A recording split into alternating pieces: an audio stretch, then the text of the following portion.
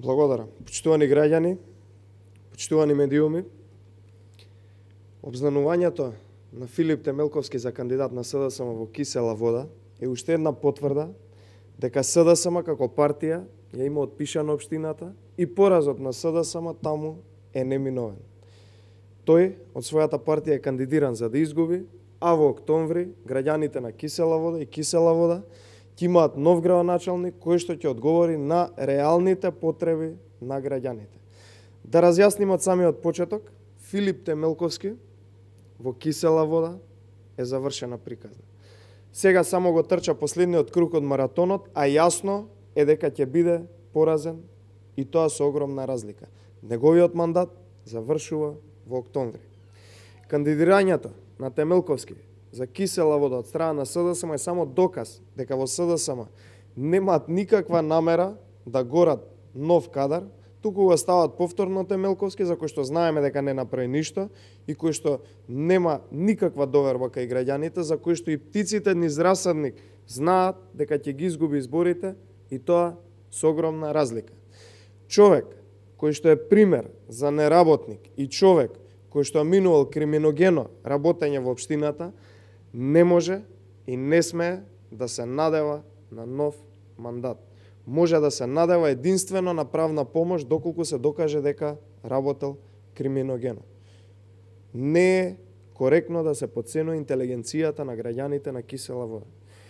Сите се сеќаваме дека во населба Драчево прекупуваше таза асфалтирани улици само затоа што беше фатен во криминал и асфалтирање со тенок асфалт и тоа на лице место. Значи, потенок асфалт од спецификацијата каде што била изгласана на тендерот во Комисијата за јавни набавки во општината. Ова е сериозно. Темелковски за 4 години не го реши ниту проблемот со градинките. Не само што не се реши, што не изгради ништо, дури над 400 деца секојдневно чекаат да бидат примени во градинки. Темелковски успеа да ја направи Кисела вода општина во која во 21. век се уште нема вода за пиење во Каменик, која што е на само неколку километри од центарот на градот. Темелковски успеа да ја направи Кисела вода општина во која во 21. век се уште немаат канализација и се уште користат септички јами граѓаните во населба Пинтија.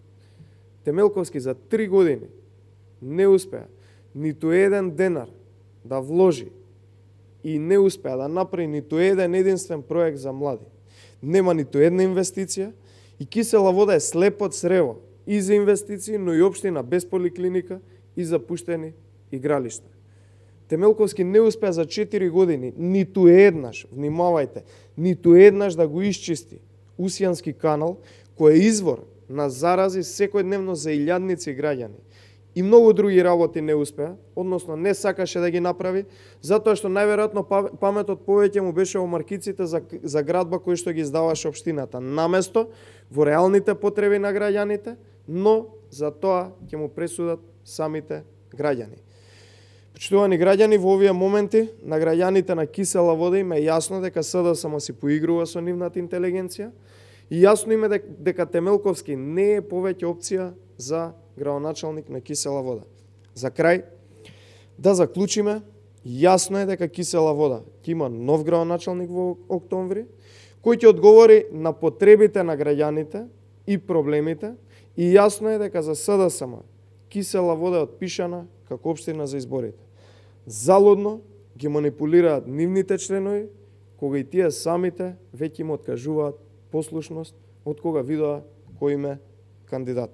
Благодарам, сега би сакал да одговорам на едно прашање поставено од националната телевизија МТВ, Македонската национална телевизија, во однос на резолуцијата која што ја поднесовме до собранието, какви се нашите очекувања. Ставот во однос на резолуцијата на ВМРО ДПМН го знаеме сите, тоа е резолуција која што не смее да биде предмет на политички пазарења, како што тоа сака СДСМ да го направи, и ние како ВМРО ДПМН нема да го дозволиме тоа, бидејќи го правеле е направено со намера да не соедини и обедини за прв пат сите политички субјекти, граѓани, сите останати чинители во општество, а не како што тоа сака да го направи СДСМ, да не разедини. Ние како ВМРО ДПМН во однос на дали има некакви разговори за резолуцијата, бидејќи ќе биде идната недела на во собранието, би потенцирал дека сме отворени за разговор со сите политички субјекти, но јасно е кои се нашите позиции, веќе еднаш ги кажавме, ќе повторам уште еднаш во една реченица, тоа е дека оваа резолуција не сме да не разединува и да биде предмет на политички пазарења, туку треба да не обедини. Ние поднесовме, СДСМ како што ја прифати треба и да изгласа. Ова е прв ваков документ кој што мора јасно да биде поддржан од сите политички партии, од сите политички субјекти, само и само за да не обедини и да стави една црвена линија која што ќе се придржуваат сите. Благодарам.